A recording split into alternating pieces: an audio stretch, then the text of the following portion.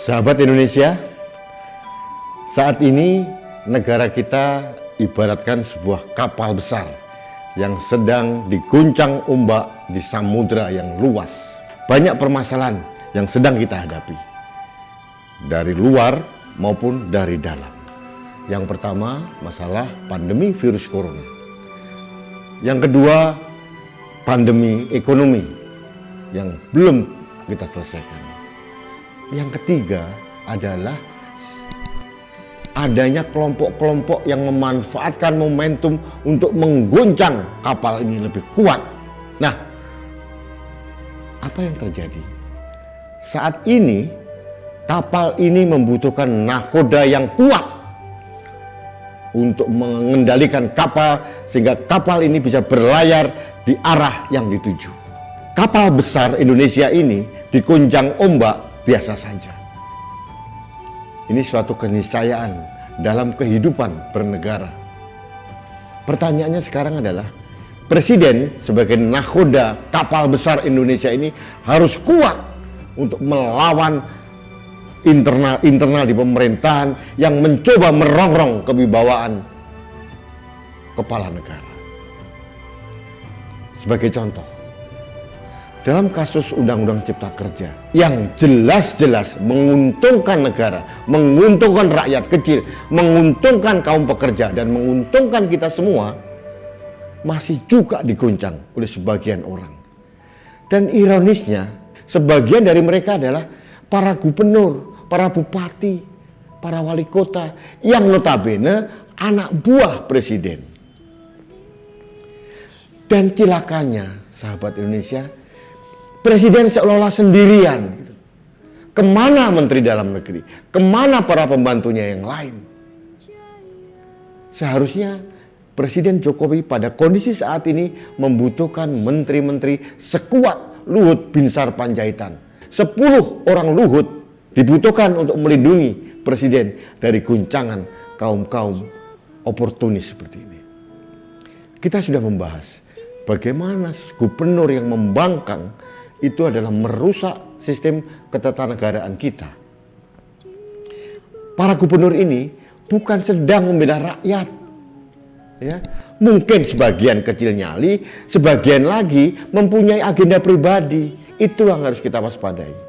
Nah, yang kedua, ada beberapa kelompok masyarakat membuat surat maklumat yang mengancam presiden. Nah, ini sudah keterlaluan. Seolah-olah presiden dianggap tidak mampu bekerja. Dengan goncangan kapal yang sekuat ini, sangat lazim presiden seolah-olah agak sedikit tergopoh-gopoh untuk menetralkan laju dari kapal ini. Bukan berarti dia tidak mampu. Kelompok masyarakat ini, saya sebut aja kelompok-kelompok agama tertentu, ya, FPI, kelompok 212, dan banyak kelompok-kelompok lain yang sementara ini memang terlihat selalu berseberangan dengan pemerintah. Jangankan pemerintah sedang goyah, pemerintah teguh dalam tugasnya, pemerintah bersih saja tetap digoyang kok. Jadi bagi saya tidak aneh kalau mereka memanfaatkan momentum Undang-Undang Cipta Kerja untuk kembali menggoyang pemerintah. Cuma keterlaluan saja. Nah, di samping itu ada lagi dari kelompok perkumpulan ulama. Ini ormas, ya, bukan institusi negara. Kemudian dia membuat narasi seolah-olah presiden atau pemerintah berpihak hanya cukong. Para ulama yang terhormat, sudahkah Bapak mempelajari detail dari Undang-Undang Cipta Kerja? Sudahkah Bapak pasal demi pasal dipelajari? Di mananya pemerintah berpihak pada cukong? Di mananya pemerintah hanya berpihak pada investor asing? Jangan membuat maklumat kepada umat hanya berdasarkan informasi di media sosial. Nah, di sisi ini saya harus mendorong presiden harus kuat, tegas. Presiden ini sebetulnya secara infrastruktur sangat kuat. Secara konstitusi, Presiden Jokowi ini adalah presiden yang paling kuat. Yang kedua, parlemen juga mendukung secara politik kuat presiden. Dan satu lagi, rakyat mayoritas mendukung Presiden Jokowi.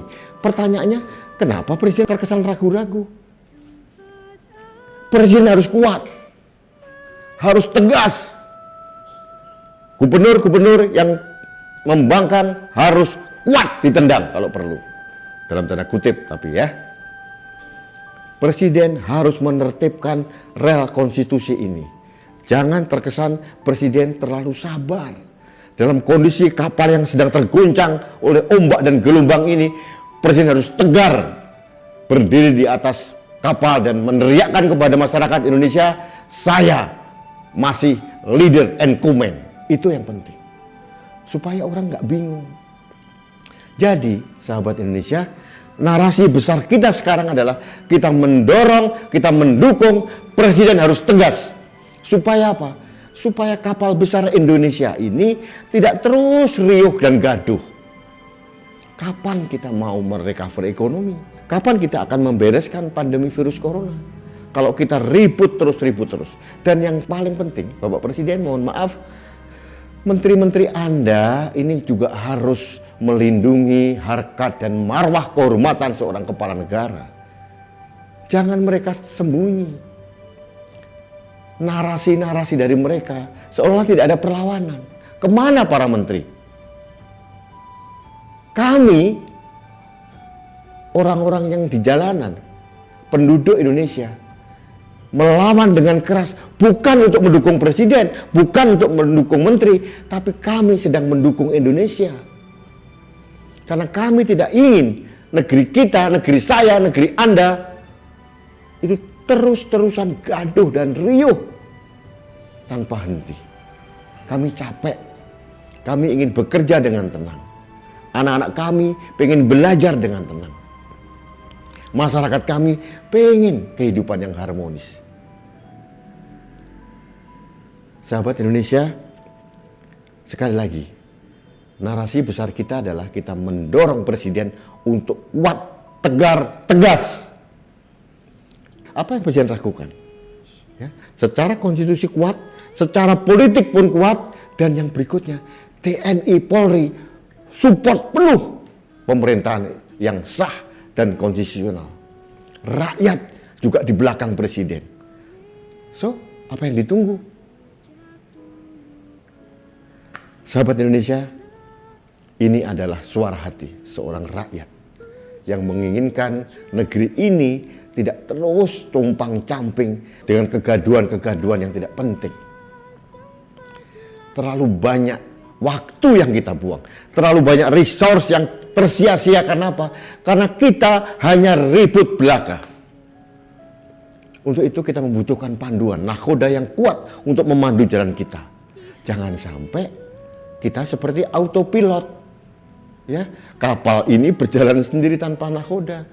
Saat ini yang dibutuhkan adalah tampilnya seorang nakhoda yang kuat memandu jalan kapal besar yang bernama Indonesia.